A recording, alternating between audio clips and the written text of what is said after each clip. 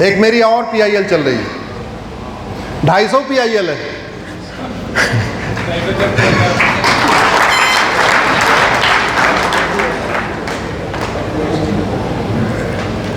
भारत में प्रतिवर्ष 5 लाख बहन बेटियां गायब हो रही हैं। प्रतिवर्ष कितनी बहन बेटियां? 5 लाख। 5 लाख में से पुलिस की शिकायत करने के बाद, पुलिस के धरपकड़ के बाद, जांच के बाद लगभग 1.5 लाख वापस मिल रही हैं। 3.5 लाख बेटियों का पता ही नहीं चल रहा है, कहां जा रही हैं। पता चलता है 4-6 साल के बाद।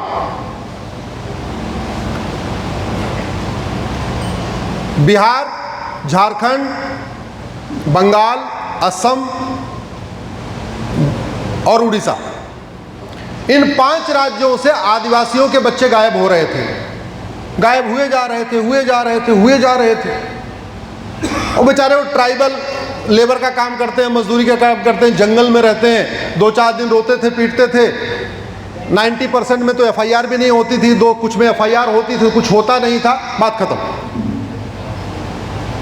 मेरे किसी एक मित्र को केरल में समझ में आया कि यहाँ पे जो बच्चे हैं ये केरल के नहीं हैं, वो भी एडवोकेट है। फिर केरल हाई कोर्ट में PIL फाइल हुई कि आखिर ये जो 75,000 के आसपास बच्चे हैं जो केरल के नहीं हैं, ये आए कहां से। जब जांच शुरू हुई तो पता चला इन 5 राज्यों के दलितों के बच्चे हैं, आदिवासियों के बच्चे हैं। उनका नाम बदला जा चुका था, उनका खतना किया जा चुका था, उनको कन्वर्ट किया जा चुका था। भारत में धर्मांतरण के लिए किडनैपिंग होती है, मैं ये आपको बताना चाहता हूं। जब CBI जांच का ऑर्डर हुआ, जस्टिस अशोक भूषण जो राम मंदिर वाले बेंच में भी थे सुप्रीम कोर्ट में, उस समय वो केरल हाई कोर्ट के चीफ जस्टिस हुआ करते थे, उन्होंने CBI जांच का ऑर्डर किया तो वहां के जो संगठन थे वो तो बाद में आए। केरल की सरकार पहले सुप्रीम कोर्ट पहुंच गई, बोले CBI जांच नहीं होनी चाहिए। फिलहाल सुप्रीम कोर्ट ने स्टे देने से मना कर दिया, तो CBI जांच की हुई और उसमें पता चला ये सारे के सारे बच्चे किडनैप किए गए थे कन्वर्ट करने के लिए। ये पुरानी घटना 2017 की बात बता रहा हूं। आज की डेट में 5 लाख बहन बेटियां गायब हो रही हैं, 3.5 लाख का पता नहीं चल रहा। साल में दिन होते हैं 365, यानी ऑन एन एवरेज प्रतिदिन 1000 बेटियां गायब हो रही हैं। मेरी दूसरी PIL धर्मांतरण के ऊपर है, जिसमें मैंने आंकड़ों के साथ बताया है पर डे 1500 परिवारों का धर्मांतरण हो रहा है। आपको एक जोशुआ प्रोजेक्ट के बारे में शायद पता नहीं है। एक जोशुआ प्रोजेक्ट चल रहा है भारत में। 1500 परिवार पर डे का मतलब एक परिवार में एवरेज 7 आदमी मान के चलिए, माता पिता, पति पत्नी, 2-3 बच्चे, यानी पर डे 10,000 हिंदुओं का धर्मांतरण हो रहा है। पर डे 10,000 हिंदुओं का मतलब साल में लगभग 40 लाख हिंदुओं का धर्मांतरण हो रहा है। अब ये धर्मांतरण कैसे हो रहा है? कोई भी काम करने के लिए पैसा चाहिए होता है, बिना पैसे कोई काम तो हो नहीं सकता। धर्मांतरण के लिए विदेशों से फंडिंग आ रही है। फंडिंग कैसे आ रही है? 2010 में कानून बनाया गया था, जैसे मैंने आपको आधार एक्ट बनाया ना, ऐसे एक दूसरा कानून है, उसका नाम है FCRA। कुछ लोग शायद पता भी होगा, FCRA। वो कानून बनाया इसी काम के लिए गया। FCRA कानून 2010 में कांग्रेस की सरकार ने अलगाववादियों, आतंकवादियों, माओवादियों, नक्सलियों, जिहादियों, मिशनरियों को फंडिंग कराने के लिए बनाया था, और वो कानून आज भी चल रहा है। जब तक वो कानून खत्म नहीं होगा तब तक फंडिंग नहीं रुकेगी, जब तक फंडिंग नहीं रुकेगी तब तक धर्मांतरण नहीं रुकेगा। यहां बहुत सारी बहनें, माताएं बहनें बैठी हैं। गैस कब तक जलती है? जब तक उसमें गैस सप्लाई होती रहती है। गैस बंद करने का सबसे बढ़िया तरीका क्या है? वो नॉब बंद कर दीजिए, नॉब घुमा दीजिए, गैस बंद। अगर नॉब नहीं घुमाएंगे और मुंह से फूंक फूंक के अगर आप गैस बुझाने की कोशिश करेंगे तो गैस का चूल्हा नहीं बुझेगा, आपका मुंह जल जाएगा। तो सुरक्षित तरीका क्या है? नॉब बंद कर दिया जाए, फंडिंग बंद हो जाए, काम बंद हो जाए। तो पहला फंडिंग खासतौर पे जो मिशनरीज को आ रही है, मुझे नहीं पता आपके एरिया में क्रिश्चियन कन्वर्जन ज्यादा हो रहा है या मुस्लिम कन्वर्जन ज्यादा हो रहा है, लेकिन अगर क्रिश्चियन कन्वर्जन हो रहा है तो उसका सबसे बड़ा कारण 2010 का बनाया हुआ FCRA। दूसरा, भारत में अंग्रेजों ने 1894 में एक लैंड एक्विजिशन एक्ट बनाया था। उस लैंड एक्विजिशन एक्ट को अंतर्गत उन्होंने 40 लाख एकड़ जमीन चर्चेज मिशनरीज को बांट दिया था।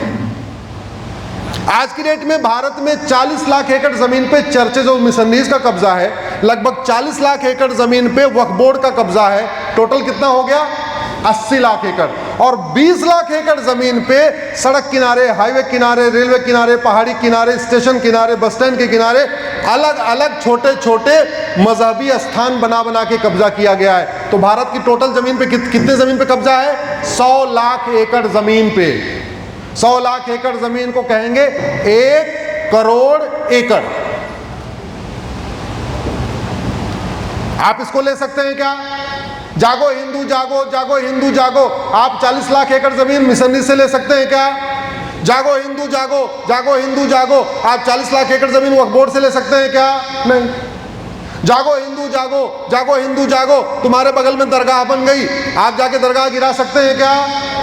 जागो हिंदू जागो, जागो हिंदू जागो। आपके बगल में मजार बन गई, आप गिरा सकते हैं क्या? नहीं। करोगे क्या जाग के? अच्छा, ये जगाने वाले कभी ये नहीं पूछते, कभी ये नहीं बताते यार अरब, दुबई, कुवैत, बहरीन में तो एक भी मजार नहीं है। अरब, दुबई, कुवैत, बहरीन में तो एक भी दरगाह नहीं है। अरब, दुबई, कुवैत, बहरीन में तो एक भी पक्का कब्रिस्तान नहीं है। क्योंकि मजार बनाना, मजार पे जाना हराम, दरगाह बनाना, दरगाह पे जाना हराम, पक्का कब्रिस्तान बनाना और वहां जाना हराम। तो जहां इस्लाम शुरू हुआ वहां एक भी मजार नहीं, एक भी दरगाह नहीं, एक भी पक्का कब्रिस्तान नहीं। और हिंदुस्तान में हर किलोमीटर के बाद, तो मैं जा रहा था शायद वो निकले तो श्रीगंगानगर तरफ, वहां मैंने देखा रास्ते में बना हुआ है। तो जो चीज वहां हराम यहां हलाल कैसे हो गया? सोचा ही नहीं। और आप जाके क्या कर लोगे? कुछ नहीं। क्या करना पड़ेगा? जमीन पे अतिक्रमण के खिलाफ कठोर कानून बनाना पड़ेगा। वो कानून आप बना सकते हैं क्या? नहीं। FCRA आप खत्म कर सकते हैं क्या? नहीं। तीसरी फंडिंग कैसे हो रही है? हवाला के जरिए। हवाला आप रोक सकते हैं क्या? अभी मध्य प्रदेश के सिवनी में हवाला के जरिए 3 करोड़ रुपए पकड़ा गया था, तो 1.5 करोड़ इंस्पेक्टर ने खुद ही अपने घर ले उठा लिया। 3 करोड़ हवाला का पकड़ा गया, 1.5 करोड़ इंस्पेक्टर खुद ही ले गई। पूजा पांडे नाम है, मैं देख रहा था सोशल मीडिया में, देखा होगा आपने। आप हवाला रोक सकते हैं क्या? नहीं। हवाला कैसे रुकेगा? बहुत बेसिक सा कॉन्सेप्ट है। जिस देश में जितनी बड़ी करेंसी होती है उतना ज्यादा ब्लैक मनी होता है, जितनी बड़ी करेंसी होती है उतना ज्यादा हवाला होता है। करेंसी की साइज छोटी कर दे, काला धन खत्म। करेंसी की साइज छोटी कर दे, हवाला खत्म। भारत में सरकारी आंकड़े बताते हैं कि पर डे 100 रुपए से 80% लोग पर डे 100 रुपए से कम खर्च करते हैं। ये सरकारी आंकड़े। और जो 20% 100 रुपए से ज्यादा खर्च करते हैं उनके पास ATM, Paytm, Bhim, UPI, debit card, credit card, रुपए कार्ड है। तो 100 रुपए से बड़ी नोट की जरूरत है क्या? जोर से बोलिए जरा, जोर से बोलिए, जरूरत है क्या? 100 रुपए से बड़ी नोट बंद हो जाए, 25% काला धन हवाला भ्रष्टाचार तुरंत खत्म हो जाएगा। और 25% काला धन हवाला भ्रष्टाचार खत्म हुआ तो 25% धर्मांतरण रुक जाएगा, 25% लफ्ज़ जिहाद रुक जाएगा, 25% घुसपैठ रुक जाएगी। क्योंकि भ्रष्टाचार का संबंध धर्मांतरण से है, भ्रष्टाचार का संबंध घुसपैठ से है, भ्रष्टाचार का संबंध लफ्ज़ जिहाद से। देखो भैया, डॉक्टर साहब, बीमारी ठीक करने के लिए इंजेक्शन लगवाना पड़ता है कि नहीं? इंजेक्शन में दर्द होता है कि नहीं? सिरप पीना पड़ता है, थोड़ा कड़वा होता है कि नहीं? देश को सुरक्षित चाहते हो तो थोड़ा सा आपको पेन लेना पड़ेगा, थोड़ा कष्ट उठाना पड़ेगा। जैसे पिछली बार हुई थी रात को 8 बजे, भाइयों और बहनों, आज के बाद से आपकी 2000 की नोट ऐसे ही दोबारा करना पड़ेगा। रात को 8 बजे, भाइयों और बहनों, आज के बाद 100 रुपए की बड़ी नोट तैयार है? हाथ उठाइए, तैयार है? 100 रुपए से बड़ी नोट बंद होना चाहिए, जोर से बोलिए। 5000 रुपए से महंगे सामान का कैश लेन देन बंद होना चाहिए। 50,000 रुपए से महंगी प्रॉपर्टी को आधार से लिंक करना चाहिए।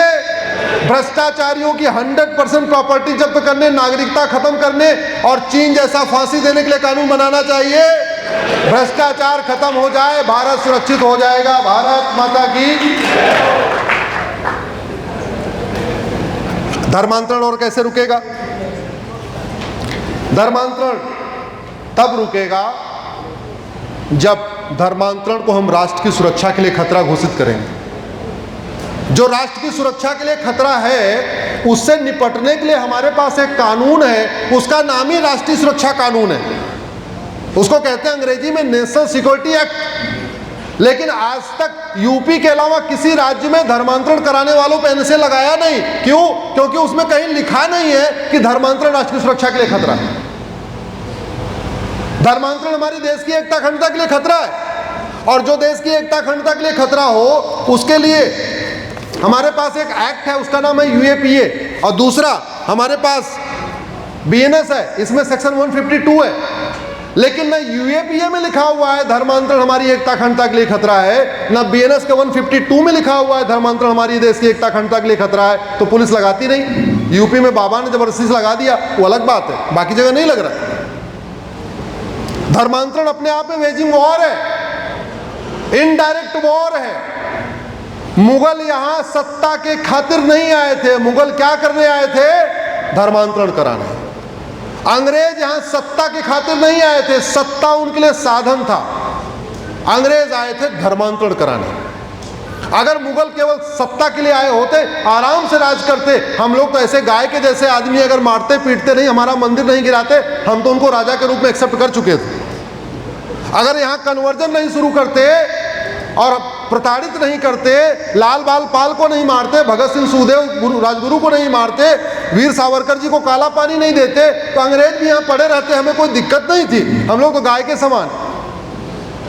लेकिन मुगल आए इस्लाम को फैलाने, अंग्रेज आए क्रिश्चियनिटी को फैलाने, और आज की डेट में भारत में टोटल 28 राज्य हैं, 8 केंद्र शासित प्रदेश, टोटल हो गए 36। 36 में से 9 राज्यों में हिंदू खत्म हो चुके हैं। इस डेमोग्राफिक इंबैलेंस पर मेरी एक पीआईएल चल रही है। भारत में टोटल 800 जिले हैं, 800 जिलों में से 200 जिलों की डेमोग्राफी बदल चुकी है।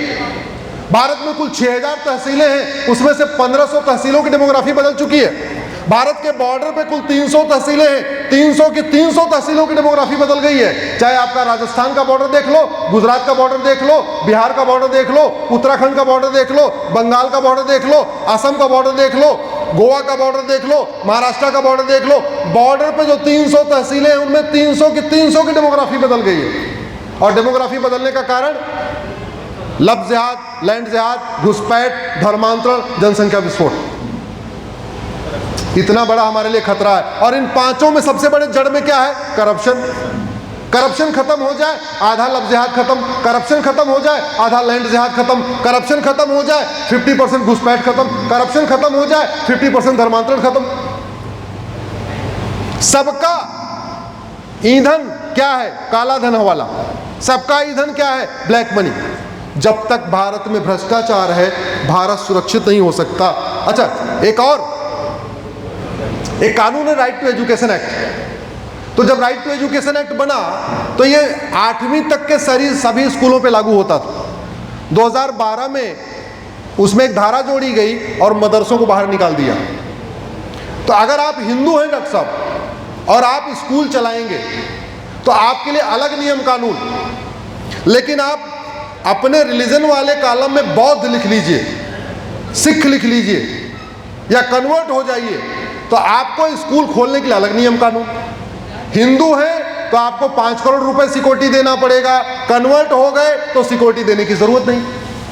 हिंदू हैं तो अपने स्कूल में 25% आपको रिजर्वेशन देना पड़ेगा, ईडब्ल्यूएस कोटा। 25% बच्चों को मुफ्त में, आप 25% बच्चों से फीस नहीं ले सकते, उनको मुफ्त में पढ़ाना पड़ेगा। आप क्रिश्चियन बन जाइए, आपको 25% रिजर्वेशन भी नहीं देना पड़ेगा। तो आप क्या कर सकते हैं? हिंदू थे, 25% गरीबों को देना पड़ रहा था, अब आप क्रिश्चियन बन गए और 25% अभी भी आप दे रहे हैं, लेकिन उनको दे रहे हैं जो कन्वर्ट हो जा रहे हैं। तो क्रिश्चियन मिशनरी स्कूल, चर्चेज के स्कूल, मॉन्टेसरी स्कूल सबसे बढ़िया कन्वर्जन का अड्डा बन गया। क्यों? क्योंकि 25% उनको मुफ्त में सीट देनी नहीं है, और जिनको सीट देनी उनको धर्मांतरण करा लेना। तो भारत में स्टेट स्पॉन्सर्ड कन्वर्जन हो रहा है। और कैसे हो रहा है? झुग्गी बस्ती में सारे गरीब रहते हैं, झुग्गी नंबर 1 में हिंदू, झुग्गी नंबर 2 में मुस्लिम, झुग्गी नंबर 3 में क्रिश्चियन, सबकी आर्थिक स्थिति एक जैसी है।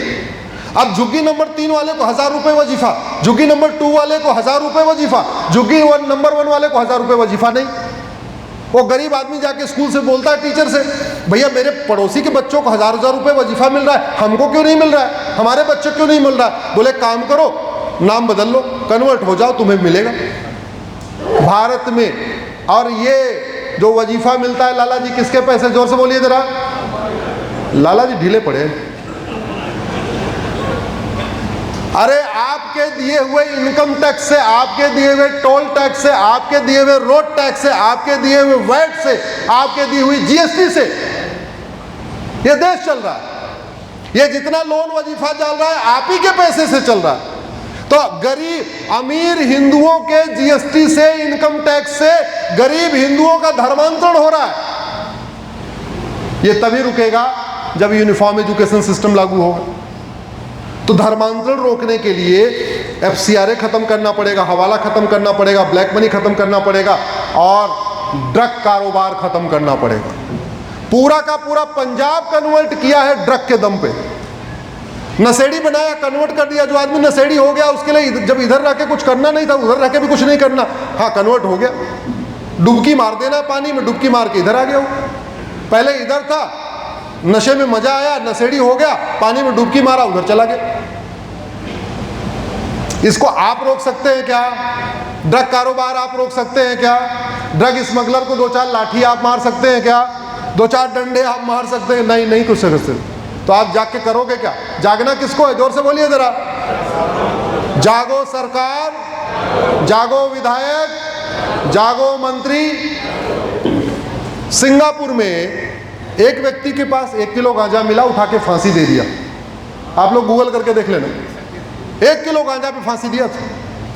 यहां कुंटल के कुंटल गांजा मिल रहा, किसी को फांसी हुई क्या? आज तक किसी ड्रग स्मगलर की 100% प्रॉपर्टी जब्त हुई क्या? किसी की नागरिकता खत्म हुई क्या? किसी को फांसी हुई क्या? नहीं।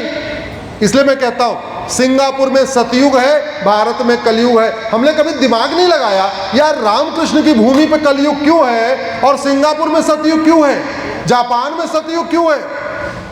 और एक बात याद रखना, जो भगवान से नहीं डरता वो कानून से डरता है। जो हनुमान जी से नहीं डरता वो किससे डरता है? कानून से। जो देवी देवता से नहीं डरता वो किससे डरता है? ये बात हमको समझ में नहीं आई, चीन, जापान, सिंगापुर वालों को समझ में आ गई। इसीलिए उन्होंने अधर्म का नाश करने के लिए कठोर कानून बनाया है। अधर्म का नाश करने के लिए नशा तस्करों की 100% प्रॉपर्टी जब्त करने, नागरिकता खत्म करने, साल भर के अंदर फांसी देने के लिए कानून बनाया। इसलिए वो नशा मुक्त हो गया और भारत नशे के चपेट में है। और जो नशे से पैसा आता है इसका 50% पैसा वापस कन्वर्जन में जा रहा है। इस नशे के कारण हमारा धर्म भी जा रहा, हमारा धन भी जा रहा, हमारा धर्म भी जा रहा। अमीरों के बच्चे नशा खरीद खरीद के पी रहे हैं और अमीर के बच्चे जो पैसा दे रहे हैं उसी से गरीबों का धर्मांतरण हो रहा है। 2-2 बच्चे हैं, इसमें 3 से 4 वाला कोई दिख नहीं रहा। 4 बच्चे वाला कोई हाथ उठाइए जरा, जोर से बोलिए जरा, है कोई 4 वाला? नहीं है। 2-2 बच्चे हैं, उसमें एक नशेड़ी हो गया, आपका 50% काम तो गया। और एक बात आपको बता दूं, आज की डेट में सबसे ज्यादा टारगेट पे अग्रवाल, जैन, माहेश्वरी, मारवाड़ी समाज है। लफ्ज़ जिहाद के टारगेट पे भी अग्रवाल, जैन, माहेश्वरी, मारवाड़ी समाज है। ड्रग स्मगलर के टारगेट पे भी अग्रवाल, जैन, माहेश्वरी, मारवाड़ी समाज। क्यों? क्योंकि एक बेटी है, 100 करोड़ की प्रॉपर्टी है। अगर गरीब की बेटी को लफ्ज़ जिहाद में फंसाएंगे तो झुग्गी मिलेगी, और अग्रवाल साहब की बेटी को फंसा लिया तो 100 करोड़ रुपए मिलेंगे। जैन साहब की बेटी को कर लिया, अभी गाजियाबाद में हुआ, एक गर्ग साहब थे, उनकी बेटा नहीं था, बेटियां थी, 100 करोड़ की प्रॉपर्टी थी, 500 गज की कोठी थी, बढ़िया कारोबार था, बेटी को ट्रैप कर लिया। इसको बहुत गंभीरता के साथ समझ लेना। लूट झुग्गी में नहीं होती, लूट कहां होती है? जोर से बोलिए जरा। अगर ट्रेन चल रही है, उसमें स्लीपर भी है, चालू डब्बा भी है, थर्ड एसी भी है, सेकंड एसी भी है, फर्स्ट एसी भी है। सब ज्यादा मालदार लोग कौन से कोच में बैठेंगे, जोर से बोलिए। सबसे ज्यादा गरीब कहां बैठेंगे, चालू डब्बे में। सब ज्यादा अलर्ट किसको रहना चाहिए, फर्स्ट एसी वाले को। और सबसे ज्यादा निर्भीक होकर कौन सोता है, फर्स्ट एसी वाले। अलग ही दुनिया चल रही है। और ये लफ्ज़ जिहाद धर्मांतरण कैसे रुकेगा, तभी रुकेगा जब लफ्ज़ जिहाद धर्मांतरण और ड्रग स्मगलिंग को राष्ट्र की सुरक्षा के लिए खतरा घोषित किया जाएगा, देश की एकता अखंडता के लिए खतरा घोषित किया जाएगा, इनके ऊपर वेजिंग वॉर की धारा लगेगी, इनकी 100% प्रॉपर्टी जब्त करने, नागरिकता खत्म करने और फांसी देने के लिए कानून बनेगा। तभी ड्रग स्मगलिंग रुकेगी, तभी लफ्ज़ जिहाद रुकेगा, तभी लैंड जिहाद रुकेगा और तभी धर्मांतरण रुकेगा। मैं गारंटी के साथ कहता हूँ 90% लफ्ज़ जिहाद धर्मांतरण और ड्रग स्मगलिंग मात्र 1 साल के अंदर रोकी जा सकती है और 99% 5 साल के अंदर रोकी जा सकती है। ये मैं गारंटी देता हूं। बस कानून बदलना पड़ेगा, व्यवस्था बदलनी पड़ेगी, जस्टिस विद इन ईयर लागू करना पड़ेगा। एक मैंने मुहिम शुरू किया है, जस्टिस विद इन ईयर। सभी मुकदमों का फैसला 1 साल में, साल भर के अंदर होना चाहिए। जो दंड मिले वो साल भर में मिल जाए, उससे जीडीपी भी बढ़ जाएगी। बिजनेस व्यापारी सबसे ज्यादा परेशान है लंबे मुकदमों के कारण। वो कॉन्ट्रैक्ट कर लेते हैं, उनका 20 साल तक कॉन्ट्रैक्ट का मुकदमा चलता रहता है। बेचारे बड़े लोग परेशान हैं, अपना घर खाली नहीं करा पाते। एक मेरे पास जयपुर का केस आया था, 40 साल लड़ने के बाद अपना मकान खाली कराया, वो भी घर के साथ थे। तो ये भारत में कानून बदलने की ज़रूरत है। जब तक ये बदलेगा नहीं तब तक व्यवस्था नहीं बदलेगी। इत श्री तृतीय अध्याय समाप्ति। भारत माता की।